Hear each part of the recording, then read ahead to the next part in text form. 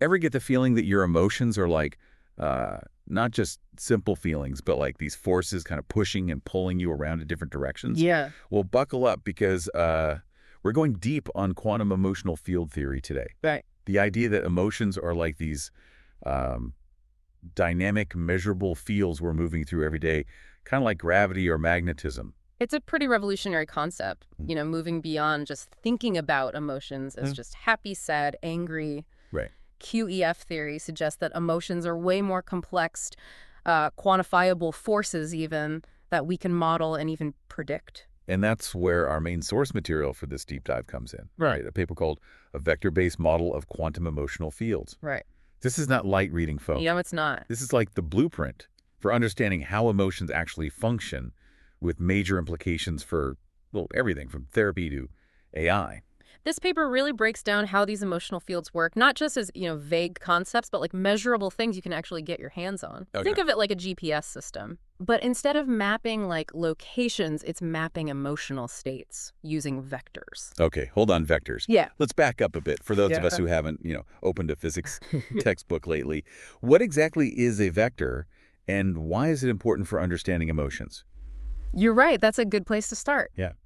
A vector, in simple terms, is something that has both magnitude and direction. Okay. Think about like an arrow. Yeah.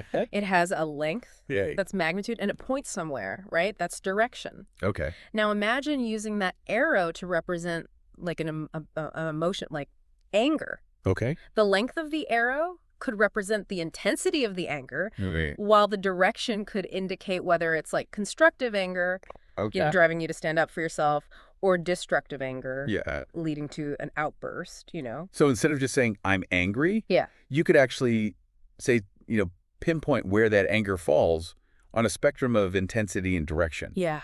Kind of like plotting coordinates on a map. Exactly. And by representing emotions as vectors, we can start to understand how they interact with each other. Okay. So instead of like isolated feelings, emotions become points in a multidimensional space, Right. constantly shifting and influencing each other.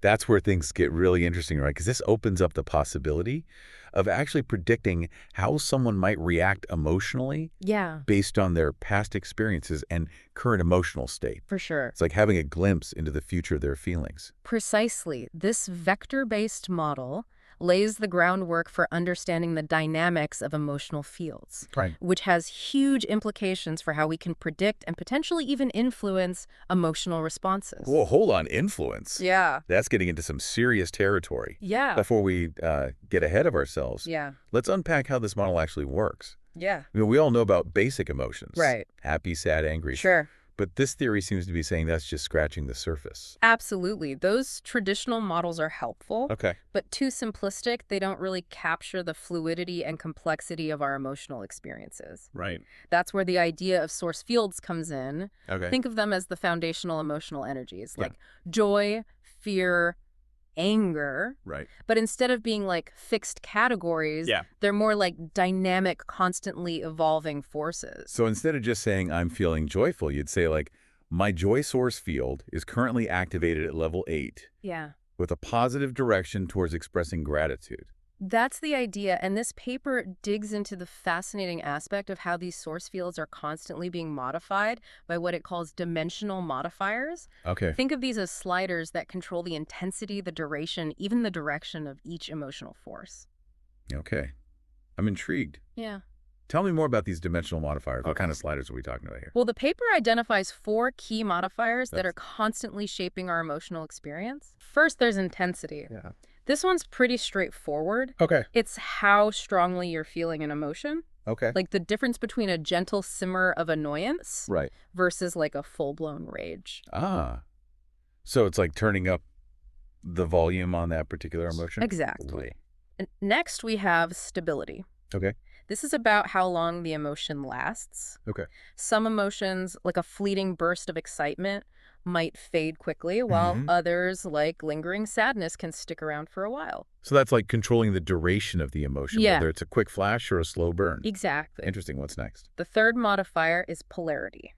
Okay. This gets into the direction of the emotion, Okay. whether it's constructive or destructive. Okay. Anger, for example, can be a powerful motivator for positive change, or it can lead to harmful actions. So it's not just about feeling angry. It's about understanding whether that anger is pushing you in a positive direction Yeah. or leading you down a destructive path. To make sense, what's the final modifier? The final modifier is activation energy. Okay. This refers to how much push it takes to trigger a particular emotion. Okay. Some people might have a hair trigger temper, Right. while others remain calm even in the face of frustration. Ah, so it's like a sensitivity setting for each emotion, Yeah. determining how easily it gets sparked. That's it. So with these four sliders, Right. intensity, stability, polarity, and activation energy, Mhm. you can really fine-tune and understand the nuances of any given emotion. Exactly. This is starting to paint a much richer picture of our inner emotional world. And when you combine these dimensional modifiers with the source fields Right. and then represent them all as vectors, Yeah. you start to see the incredible complexity and dynamism of human emotions. Right. It's not just a static list of feelings, Right. but a constantly shifting landscape of interacting forces. Okay, so we've got our source fields, Yeah. those fundamental emotional energies, Yeah. and we've got our dimensional modifiers, the sliders, that control how those energies manifest. Right. But where do the vectors come in? Yeah. How does this all connect to that idea of predicting emotional responses? That's where the real magic of this paper comes in. Okay. It takes those source fields and dimensional modifiers Yeah. and uses them to map emotions in a multidimensional space, Okay. using vectors to represent each emotional state. Okay, I'm ready to have my mind blown. All right. Walk me through how this vector mapping actually works. Imagine a 3D graph, like something you might have seen in a math class. Okay. Now, instead of plotting points on the X, Y, and Z axes, Yeah. imagine plotting emotions. Okay. The vector representing each emotion would have a length, Right. which corresponds to the intensity of the emotion, Okay. and a direction, which is determined by the combination of its source field and dimensional modifiers. So let's say someone is experiencing intense, destructive anger. Okay. Their anger vector would be long, Hmm. indicating high intensity, Yeah. and it would point in a specific direction determined by the settings of their dimensional modifiers. Exactly. And by mapping emotions this way, Right. we can start to see how they relate to each other, how they influence each other, Right. and how they might evolve over time. It's like having a dynamic emotional GPS, Yeah. showing us not only where someone is emotionally right now, Yeah. but also where they might be heading based on the trajectory of their emotional vectors.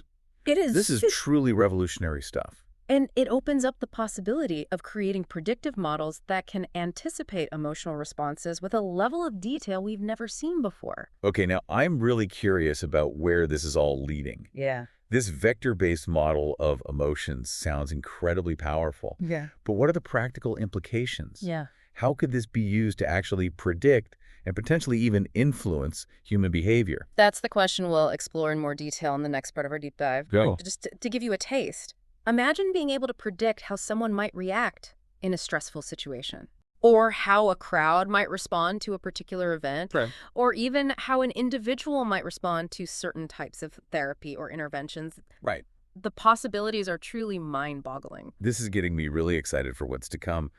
We'll be right back after a quick break to delve deeper into the potential applications of this revolutionary model of emotions. Don't go anywhere.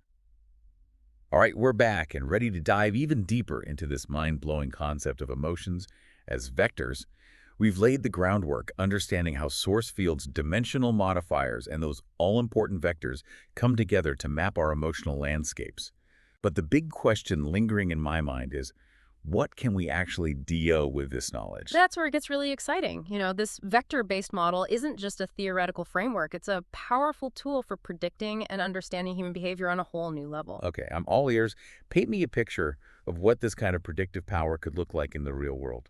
Imagine a therapist working with a patient who struggles with anxiety. By understanding the patient's unique emotional vector patterns, you know, how easily their fear source field is activated, the typical intensity and duration of their anxiety episodes, the therapist could anticipate potential triggers and develop highly personalized coping strategies. So instead of just reacting to anxiety when it flares up, the therapist could actually help the patient navigate their emotional landscape proactively Right. identifying those high-risk zones and developing strategies to steer clear or minimize the impact. That's incredible. Exactly. And it goes beyond individual therapy. Think about the implications for understanding and addressing social issues. Okay. By analyzing the emotional vectors of large groups, we could potentially gain insights into the spread of misinformation, the dynamics of political polarization, or even the factors that contribute to mass panic or social unrest. Whoa, that's a whole other level. It's like having a real-time emotional barometer for society, Okay. helping us anticipate and potentially mitigate those large-scale emotional swings that can lead to, well, chaos. It's a powerful tool, but it's important to remember that it's just that a tool. How we choose to use this knowledge is crucial. Ethical considerations need to be at the forefront of any application of this technology. That's a really important point. Yeah. I can see how this kind of predictive power could be incredibly beneficial. Yeah. But it's not hard to imagine it being used in less than ethical ways, too. For sure. We need to make sure this technology is used responsibly and with careful consideration of its potential impact. Absolutely. It's a double-edged sword, and open discussion and careful regulation will be essential as this field develops. Yeah. But let's focus on the positive for a moment. Okay. Imagine the possibilities in fields like education. Yeah. By understanding the emotional dynamics of a classroom, teachers could tailor their lessons to optimize engagement and foster a more positive learning environment. That's a fantastic application. Yeah. Imagine being able to identify students who might be struggling silently with frustration or anxiety All right. and providing them with the support they need before it becomes a bigger issue. Exactly. And think about the potential for AI systems that are designed to not just understand, but also respond appropriately to human emotions. Yeah. Instead of interacting with cold, emotionless machines. Right. We could have AI companions, assistants, or even therapists that can recognize and adapt to our emotional states, creating more empathetic and intuitive interactions. Okay, now that's getting into sci-fi territory. Yeah. But it's an exciting vision of the future. We're talking about moving beyond basic sentiment analysis. Right. This person is happy or this person is sad. Yeah. To a much deeper understanding of the nuances and dynamics of human emotions. Precisely. It's about creating AI systems that are not just intelligent, but also emotionally intelligent, capable of understanding the complexity of human feelings and responding in a way that is both sensitive and appropriate. This is all incredibly fascinating, but I have to admit, a part of me is wondering, is it really possible to predict emotions with that level of accuracy? Yeah. I mean, human beings are notoriously complex and unpredictable. Mm. Aren't emotions inherently subjective and influenced by countless factors? You're right. Human emotions are incredibly complex, and no model can claim to predict them with 100% certainty. But what this vector-based model offers is a framework for understanding the underlying dynamics, Okay. the forces that are shaping those emotional responses. So it's not about saying this person will feel this way at this exact moment, Yeah. but rather based on their past experiences, their current emotional state, and the context of the situation, they're more likely to react in this way. Exactly. It's about understanding the probabilities, the tendencies, the patterns that emerge when we analyze emotions through this vector-based lens. And while it may not be perfect, the predictive power of this model is far beyond anything we've had before. It's like we're moving from reading tea leaves to having a sophisticated weather forecasting system for human emotions. We can't predict every gust of wind, but we can get a pretty good sense of the overall climate and the likelihood of storms brewing. That's a great analogy. And just like with weather forecasting, the more data we gather and the more refined our models become, the more accurate our predictions will be. This is all incredibly exciting and thought-provoking, but I'm also aware that we're just scratching the surface of this complex topic. There's so much more to explore about the implications of this vector-based model of emotions, both the potential benefits and the potential risks. Absolutely. This is a field that is rapidly evolving, and as we continue to delve deeper into the dynamics of emotional fields, we're sure to uncover even more fascinating insights and applications. Well, I'm definitely eager to continue this deep dive, but before we get ahead of ourselves, let's take a moment to recap what we've learned so far, and then explore one of the most intriguing aspects of QEF theory, the concept of emotional entanglement. That's where things get really mind-bending. I agree. Let's pause here and then we'll delve into the fascinating world of emotional entanglement and its implications for understanding our interconnectedness on an emotional level.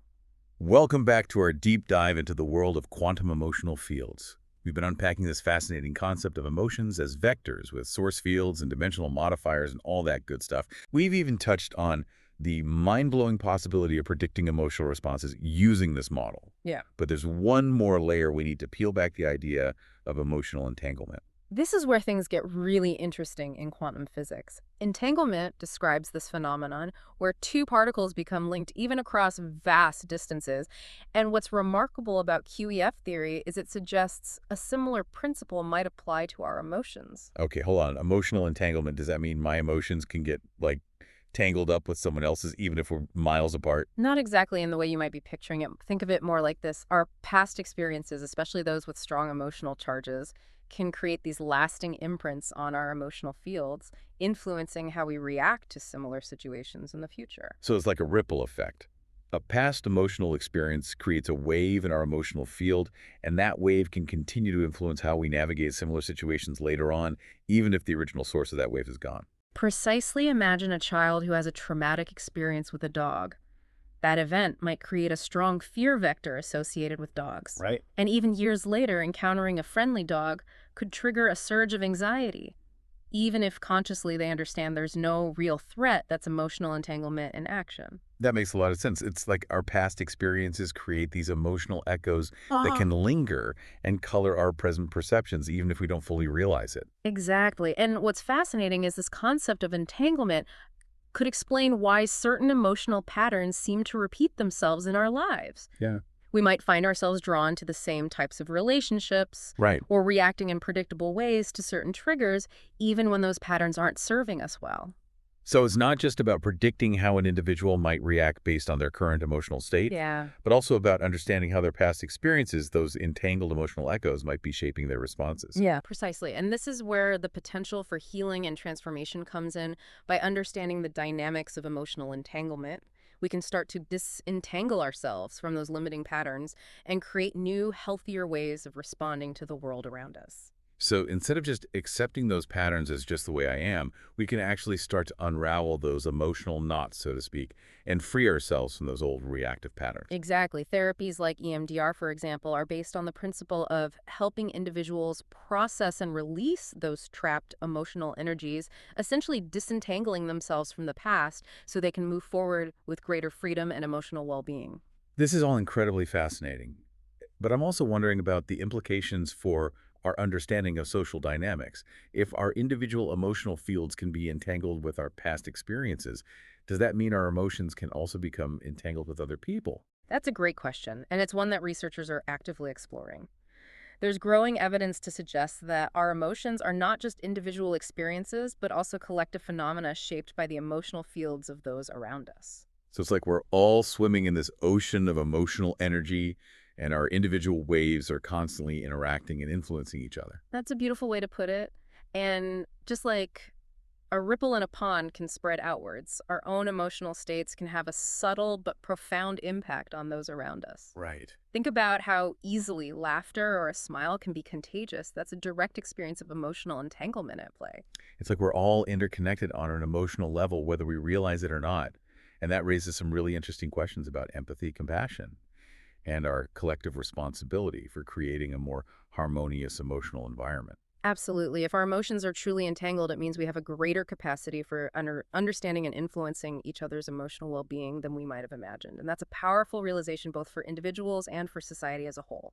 This has been an incredible deep dive full of mind-bending concepts and thought-provoking insights. It has. We've explored the groundbreaking idea of emotions as vectors, mapped out the landscape of source fields and dimensional modifiers, and even ventured into the realm of emotional entanglement. And we've only just begun to scratch the surface of what QEF theory has to offer. As research continues to unravel the mysteries of emotional fields, we're sure to gain even deeper insights into the nature of consciousness, human behavior, and the interconnectedness of all things. I'm leaving this conversation feeling both humbled and inspired. Humbled by the vastness of what we still don't know about ourselves in the universe, but also inspired by the possibilities that this new understanding of emotions opens up. It's an invitation to explore inner worlds with greater curiosity and compassion, and to recognize the profound interconnectedness that binds us all together. Well said to all our listeners out there. Thank you for joining us on this incredible journey into the heart of human emotions. Keep exploring, keep questioning, and keep diving deep.